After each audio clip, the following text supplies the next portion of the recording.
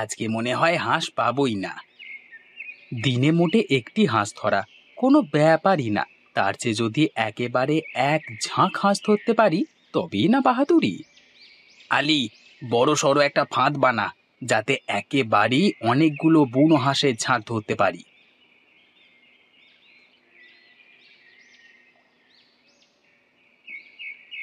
হয়ে গেছে বানানো। এখন ধর, খুব সাবধানে ডোবার ধারে পিছিয়ে দিই।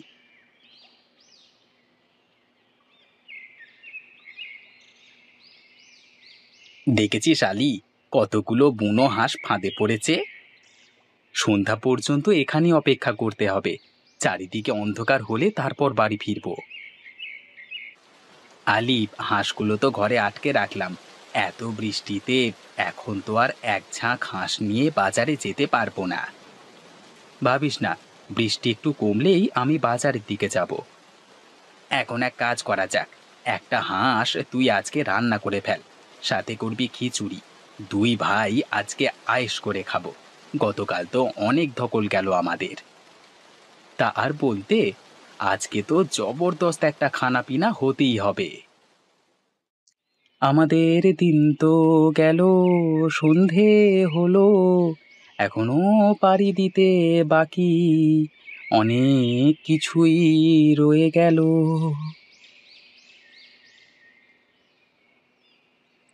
কি, মানিক রতন যায় কোথায়? মনে হচ্ছে আজ খুব খুশি। কেন, যাবি নাকি মাছ ধরতে? চল যাই। না, তোদেরকে বিশ্বাস নেই।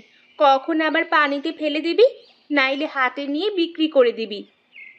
কি যে বলিস না ছুমকি, ধ্যাৎ। আচ্ছা, যা তোরা। আনো, সামনে ওটা মোড়ল সাহেবের পুকুর না? তাই তো মনে হচ্ছে। চল, আজকে ফিশ কিলিং মিশন হবে মোড়ল সাহেবের পুকুরে। চল। আচ্ছা, আমার পুকুরে দুজন বসে মাছ ধরছে মনে হচ্ছে। চল তো কাছে গিয়ে দেখি। আরে, তোরা দুই বদ, আমার পুকুরেও শেষমেশ হানা দিলি। সাহসের তারিফ না করলে হয় না। মোড়ল মশাই। একদম চুপ, কোনো কথা বলবি না। এই, এদের দুটোকে ধরে গাছের সাথে বেঁধে রাখ। কাজ শেষ করে এদেরকে দেখছি আমি। আর কাঁদিস না ছোট বাচ্চাদের মতো, আমি তো মালিশ করে দিচ্ছি, একটু পরেই ব্যথা সেরে যাবে। তুই কিভাবে সহ্য করছিস? আমি তো মরেই যাব মনে হচ্ছে। আহ, চুপ কর তো, এভাবে বলিস না।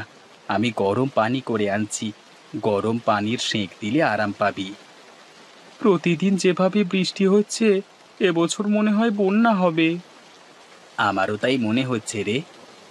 হাঁস বিক্রির টাকা দিয়ে তো ভালোই চলছে, সামনে কি করব সেটা ভাবতে হবে এখন। আনু দেখ, চারিদিকে কি অবস্থা দেখ। কি করবি এখন ভেবেছিস? কে কোথায় আছো? আমার ছেলেটা পানিতে পড়ে গেছে। কেউ আমার ছেলেটাকে বাঁচাও।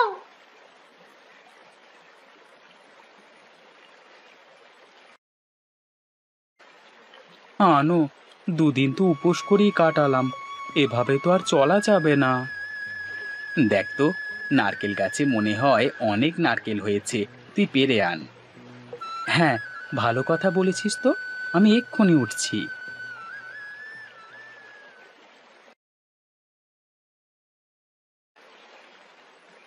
যা, কিছু মুড়ি বের করে আন।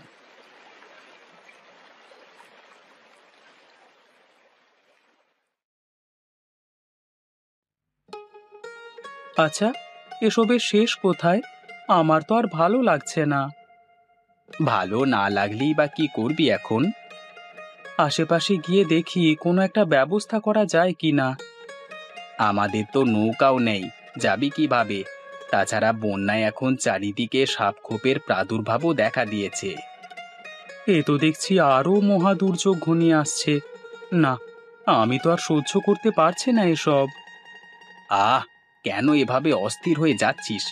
খারাপ পরিস্থিতিতে অস্থির হয়ে গেলে কখনো সমাধান বের করতে পারবি না। পরিস্থিতি যাই হোক, মাঝে মাঝে তার সাথে সাথ মিলিয়েই চলতে হয়। উপেক্ষা করতে চাইলে হিতে বিপরীত হয়। তোর কথা শুনে অন্তত মনে জোর পাই। আমি হয়তো ভাগ্যবান, এত না পাওয়ার মাঝেও তোর মতো একটা ভাই পেয়েছি। পাগল একটা। আরে দেখেছিস, কচুরিপানার সাথে সাথে মাছও ভেসে আসছে। এখন তাহলে আমাদের মিশন কিলিং ফিশ ইন কচুরিপানা।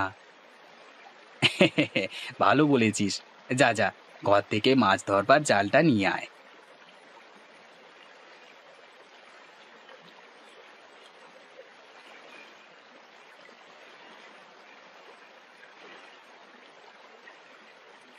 কত বিচিত্র অভিজ্ঞতা হচ্ছে আমাদের, তাই না?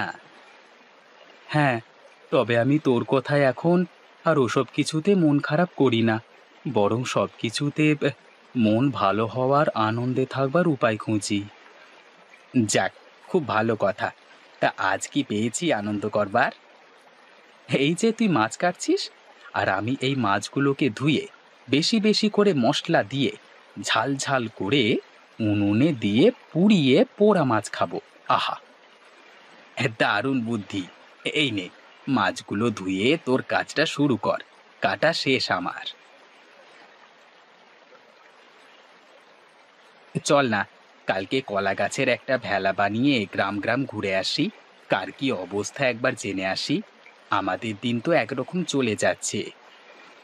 আচ্ছা, কালকে সকাল সকাল উঠে বানিয়ে ফেলবো। এখন ঘুমা।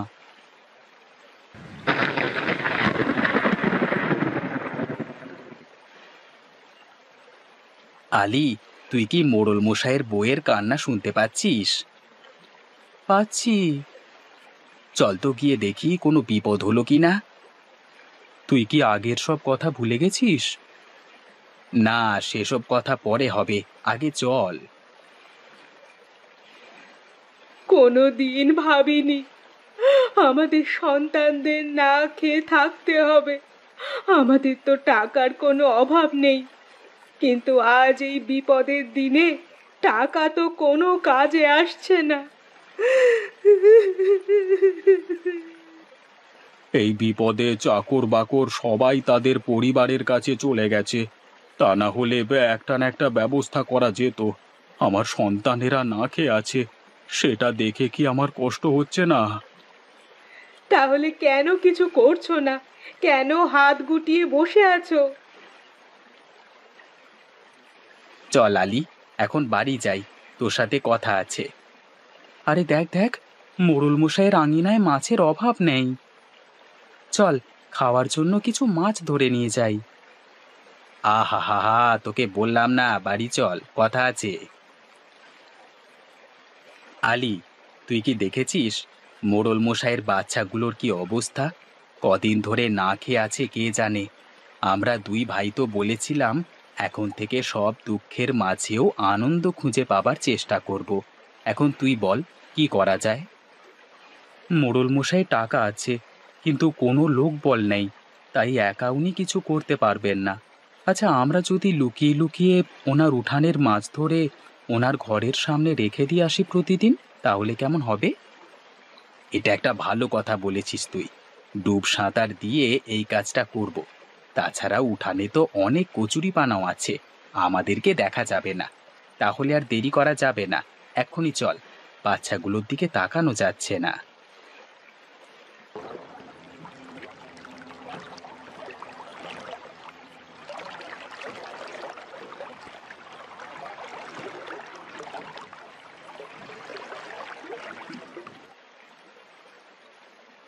কই গো, শুনছো? তুমি মাছগুলো ধরে চুপ করে বসে আছো কেন? আমাকে বললে এতক্ষণে তো ভেজে বাচ্চাদের দিতে পারতাম। ওরা তো কাঁদতে কাঁদতে ঘুমিয়ে পড়েছে। আলি, সত্যি করে বলতো, কাজটা করে কেমন লাগছে? আত্মতৃপ্তি লাগছে। ভালো কাজ করলে আসলেই ভালো লাগে, মনে এক ধরনের প্রশান্তি কাজ করে। আলি, তোর কি আমাদের বাবা মার কথা মনে পড়ে? খুব পড়ে। বাড়িতে মাছ রান্না হলেই মা আমার জন্য মাছের মাথা রেখে দিতেন। হ্যাঁ, তুই মাছের মাথা খেতে খুব ভালোবাসতিস তাই। কেন এত তাড়াতাড়ি বাবা মা আমাদের ছেড়ে চলে গেলেন বলতো? ওরে, খাবার সময় কাঁদিস না, খেয়ে নে। আমি একটা জিনিস বুঝতে পারছি না, ঘরে টাকা নিয়ে বসে আছো, কোথাও যেতে পারছো না, কিছু করতে পারছো না, ঘরে বসেই না হয় মাছ ধরলে, সেটা আমাকে না বলে চুপ করে থাকার মানেটা কি? বাচ্চাগুলো যে না খেয়ে কাঁদছে সেটা ভুলে গেছিলে নাকি? আমি কি বলবো? কি বলবো মানে? বলবে মাছ ধরেছি, রান্না করে বাচ্চাদের তাড়াতাড়ি দাও, তা না বলে চুপ করে বসেছিলে কেন? হায় রে খোদা!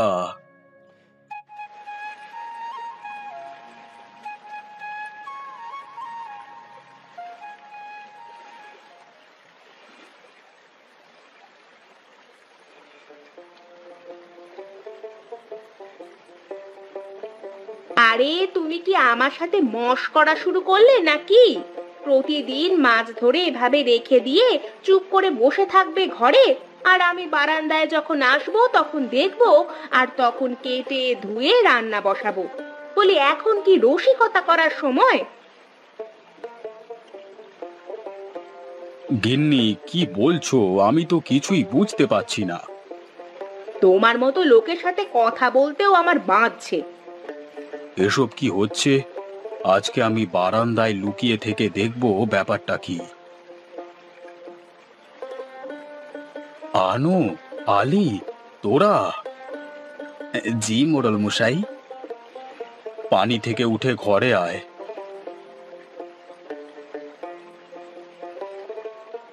গিন্নি, এদিকে এসো, কথা আছে। গিন্নি, এতদিন তুমি আমার সাথে রাগারাগি করতে, আমি কেন মাছ ধরে বারান্দায় রেখে দিই, কেন তোমাকে জানাই না? হ্যাঁ, আর মনে হতো আমার কথা শুনে তুমি আকাশ থেকে পড়তে। আসলে এতদিন ওরা দুজন এই মাছ ধরে আমাদের বারান্দায় রেখে দিয়ে চলে যেত। আমরা যেন না জানতে পারি যে ওরাই এই কাজটা করেছে, সেজন্য। আচ্ছা, তা তোমরা এমনটা করতে কেন? এই বিপদের দিনে তোমরা যে কত বড় উপকার আমাদের করে যাচ্ছিলে তা হয়তো তোমরা নিজেরাও জানো না। আসলে আমরা দুই ভাই একদিন ভেলা নিয়ে গ্রামে ঘুরতে বের হয়েছিলাম, কে কেমন আছে দেখতে। হঠাৎ আপনার কান্না শুনতে পেয়ে আপনাদের বাড়িতে এসে আপনাদের সব কথা শুনতে পাই। এরপর আমরা সিদ্ধান্ত নিই যে প্রতিদিন ডুবে ডুবে এসে উঠোন থেকে মাছ ধরে রেখে যাব। কিন্তু এই কাজটা গোপন করে কেন করছিলে? এই যে দেখো না, আমাদের টাকা পয়সা আছে, কিন্তু এই বিপদে টাকা পয়সা কোনো কাজে আসলো না, আর আমাদের পাশেও কাউকেই পাইনি। কি আর বলবো, আমরা দুই ভাই একদিন মোড়ল মশাইয়ের অনুমতি ব্যতীত আপনাদের পুকুরে মাছ ধরছিলাম। তখন মোড়ল মশাইয়ের সাথে আমাদের একটা খারাপ অভিজ্ঞতা হয়, তাই আর ওনার সামনে আসবার সাহস হয়নি। তোরা পারলে আমাকে মাফ করে দিস। এই সময়টা জীবনে না আসলে হয়তো কোনোদিন বুঝতেই পারতাম না। ক্ষমতা প্রতিপত্তির মিছে মোহে আমি আচ্ছন্ন ছিলাম, তোরা আমার চোখ খুলে দিয়েছিস। আপনি দয়া করে এসব বলবেন না। আপনি আমাদের গুরুজন। আমাদের ভুল হলে আপনি আমাদের শাসন করতেই পারেন, আমরা কিছু মনে করিনি। এখন থেকে তোরা দুই ভাই আমার এখানেই কাজ করবি। আমার সব বিষয় সম্পদ যাবতীয় সব কিছুর দায়িত্ব এখন থেকে তোদের। আমি জানি তোরা তোদের সততা, পরোপকারী মন, সুইচ্ছা দিয়ে এসব আগলে রাখতে পারবি। আর আমার পুকুরটা আমি তোদের দুই ভাইয়ের নামে লিখে দেব। যত ইচ্ছে তত মাছ ধরবি।